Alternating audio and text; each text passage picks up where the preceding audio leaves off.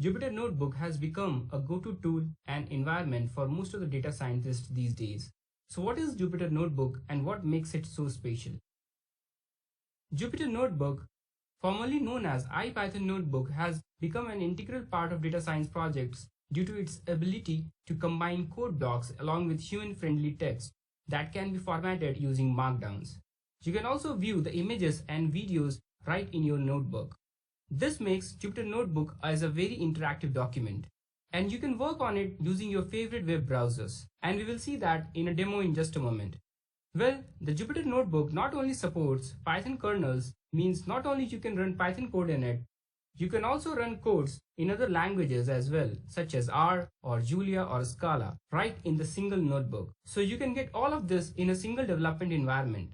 That's really cool, isn't it? At least I find it really awesome. Not only this, if you want to share the notebook, then others can also view your notebook using NVViewer right in the browser, and they don't have to have the whole Python setup at their own end. In fact, GitHub has also started supporting the rendering of Jupyter Notebooks in the browser. But if you want to share the document in some other format, then also you can export or convert your Jupyter Notebook in other formats such as PDF or LaTeX. So as you can see, the Jupyter Notebook is a very versatile tool. So now let's learn to set it up on the local machine in the next clip.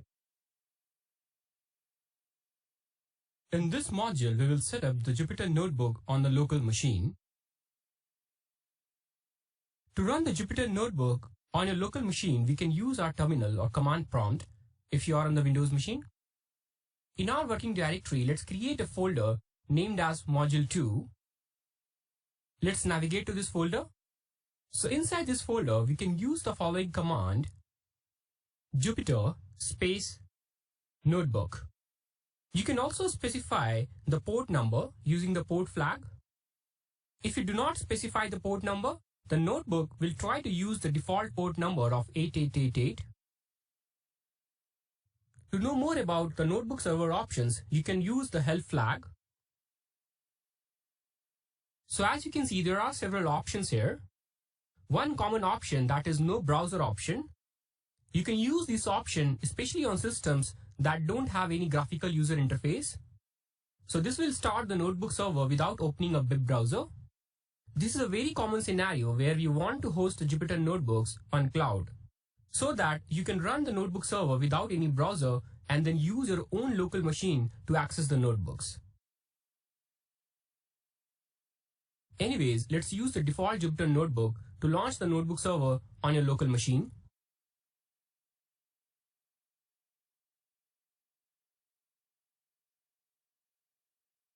So here we have the Jupyter Notebook in our default web browser. Now you're all set to go. In the next clip, we will start exploring the Jupyter Notebooks and we'll learn some basics. In this module, you will learn about the basics of Jupyter Notebooks. So in order to create a new notebook, you can click on this new drop-down menu and select the Python kernel. If you have other kernels installed, then the other kernels will also be listed out here. Let's pick the Python 2 as of now. So here is the new notebook.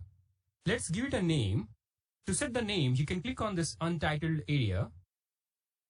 Now you can type the name of your notebook.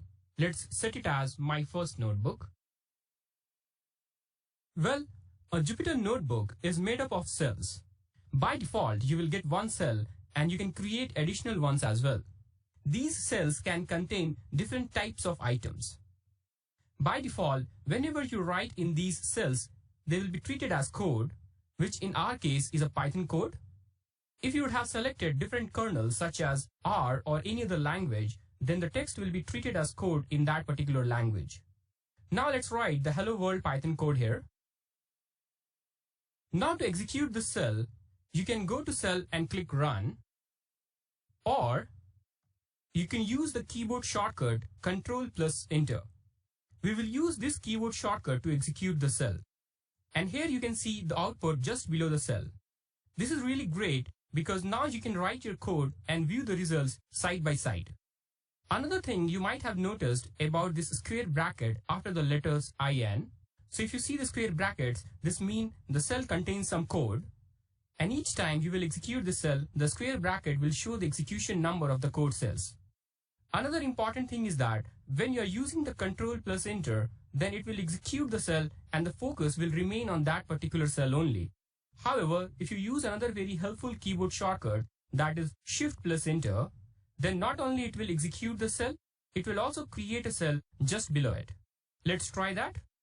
So as you can see, a new cell is created.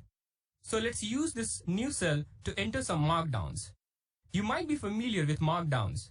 Markdowns are used to create formatted text on web browsers. To convert the cell type to markdown, you can go to Cell, go to Cell Type, and then select Markdown. However, we will learn another keyboard shortcut for doing this. The keyboard shortcut is Escape plus M for Markdown. Keyboard shortcuts are very helpful, and once you are accustomed to these, you will find it really easy and fast. So here we have used the keyboard shortcut Escape plus M to convert the cell to a Markdown cell. Also, as soon as the cell is converted to a Markdown cell, the square bracket from the left of the cell has been removed. Now let's see some basic markdowns that we will use throughout this course. So just like the h1 to h6 tags in HTML, you can use hash symbols. So single hash is similar to h1 tag. Let's write something using single hash. So here you can see the size is quite large and font weight is bold. Typically you want to use single hash for the main title of the notebook.